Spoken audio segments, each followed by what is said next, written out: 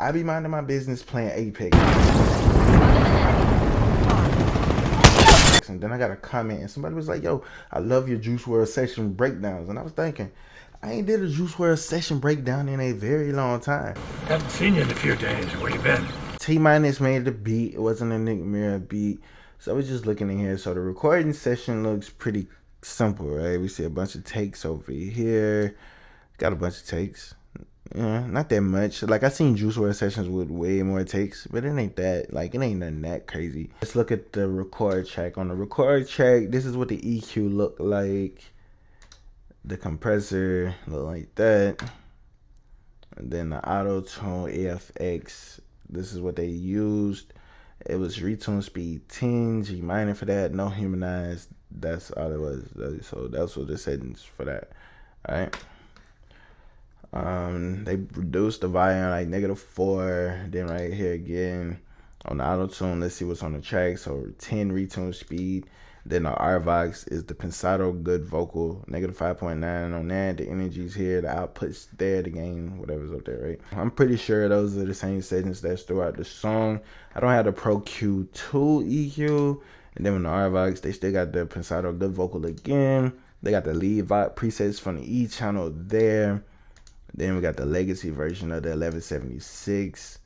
Same settings right there. You know, same settings. The tag right there, at least a 4. Alright.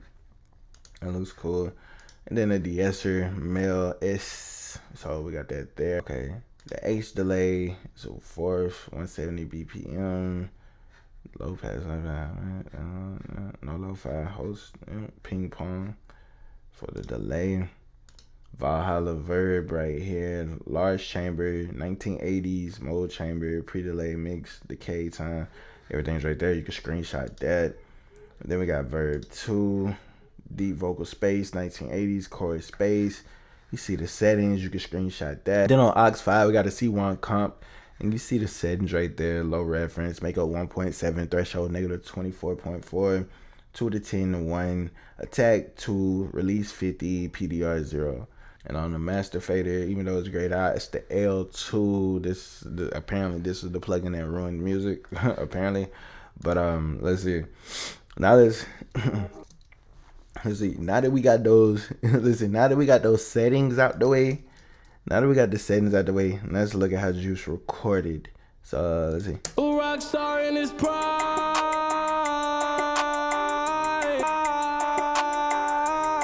We heard how he did this first one here. Like, the first one here sounds different than the second one. The second one sounds completely different from the third one. And that's all how it's supposed to go. And that's supposed to sound the same. He did different melodies, sung it differently. The middle take right here, he felt it a little bit more. You see how the wave file goes with like kind of how he's singing? So you can kind of see like it goes up and then it goes down. That's kind of crazy.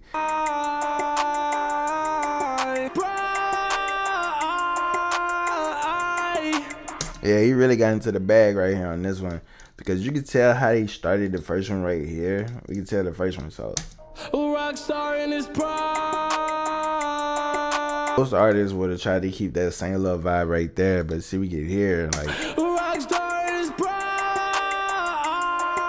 Alright, so look, now we get right here. Let's see the first take right here.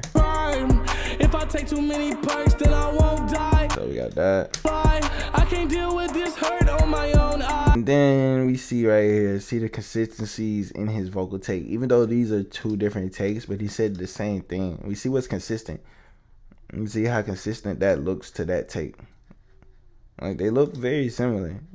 So if I take too many perks, then I won't die. I deal with this hurt. Cool. 1, 2, 3, 4. 4 different punches. One take sounds the same.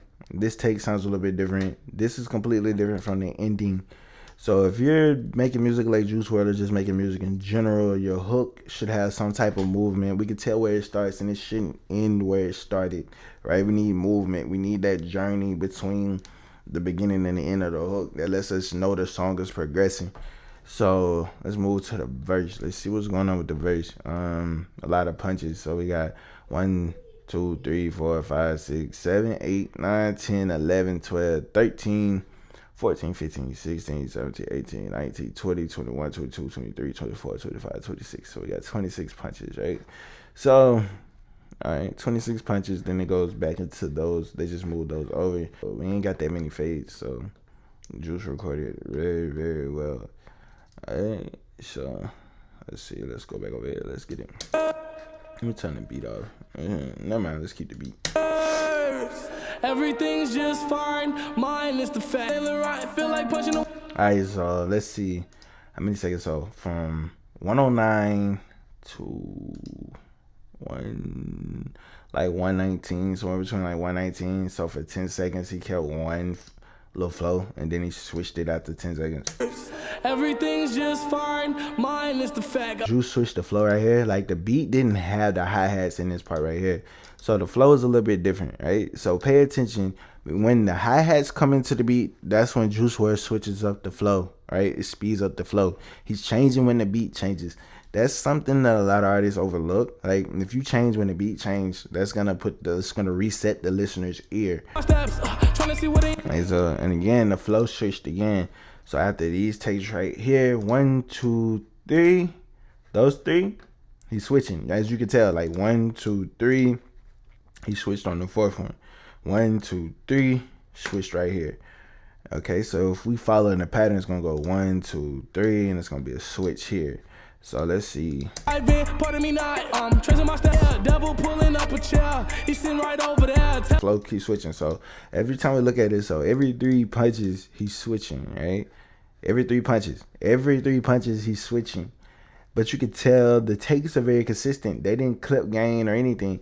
That goes to show like recording through gear helps make shit a lot better, because you don't really have to gain stage. Like a lot of people think you gotta do a lot of super crazy gain staging, but when you record through analog gear and shit, it's already like you're already good. You know what I'm saying? Like you see how consistent these vocals are, how full these vocals are. They're not thin, they're not poorly recorded vocals.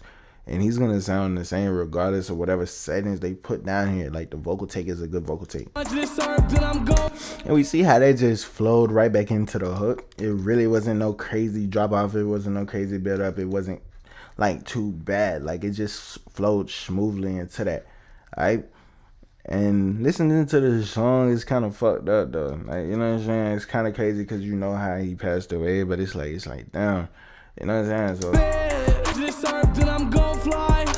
So we looking at all that, and then we see down here at the end. So like, watch this. We take off on this right here. So let's turn off all the little settings on the reverb, right? So this is what the vocals sound like. So mine is the fact. I'm losing my mind. Oh, it's my time, prime time. So we hear what that sounds like. It's nothing like crazy. I'm losing my mind. Like that's a clean vocal take. Like watch this. Mute the beat. Watch this shit. Everything's just fine. Mine is the fact. I'm losing my mind. Timeless in fact. I know it's my time. Prime time. Limelight. Tears on the sailor right. Like there's like I literally have nothing on. Like all you hear is the auto tune on that. That's a good vocal take. Same thing with this shit down here at the bottom. Like they're good vocal takes. Rockstar in his prime.